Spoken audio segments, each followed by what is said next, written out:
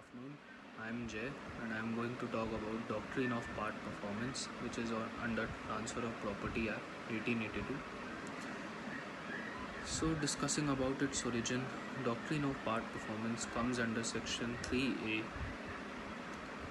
of Transfer of Property Act. It was enacted by Court of Chancery, that is during pre-independence or British Raj period. Continuous amendments were made from 1929 to the latest amendment on 24th September 2001.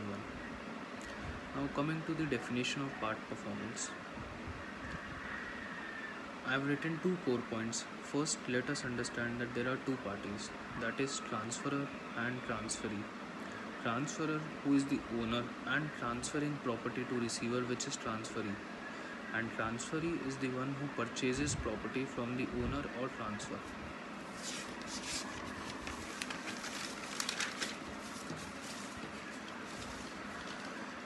According to section 53A, which says about part performance, where any person contracts to transfer for consideration any immovable property by writing signed by him or on his behalf from the terms necessary to constitute the transfer can be ascertained with reasonable certainty, and the transferee has in part performance of the contract taken possession of the property or any part thereof, or the transfer being already in possession continues in possession in part performance of the contract and has done some act in furtherance of the contracts, and the transferee has performed or is willing to perform his part of the contract, then notwithstanding that where there is an instrument of transfer, that the transfer has not been completed in the manner prescribed by law for the time being in force, the transferor or any person claiming under him shall be debarred from enforcing against the transferee.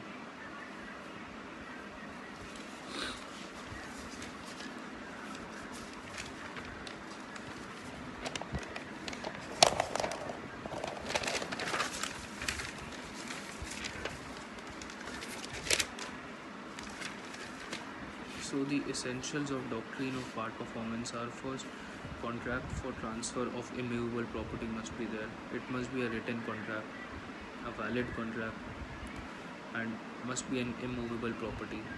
Second, transfer for consideration. Third, possession in furtherance of contract. Fourth, some act in furtherance of contract. And fifth, transferee is willing to perform his part of the contract. Other cases which you can prefer is Madison versus Alderson 1888, which talks about oral agreement. So I will help you to reach out to all with an hypothetical example. For instance, there is a transferor or owner who wants to rent his property for 1 year as per lease. Hence, he gave his property to the transferee, who was a McDonald's franchisee. So, McDonald's owner paid half payment for 6 months, and another payment he will make after 6 months. But transferor got an offer to rent his property to KFC franchisee, which is paying him more. Hence, he forces McDonald's to end their franchisee business and his land before 1 year lease. So here section 53A part performance will help McDonald franchisee to stay. Hence this law acts as a defense. So the difference between English law versus Indian law is that first there is a distinction which talks about, it means both have equal powers, whereas transferee having rights.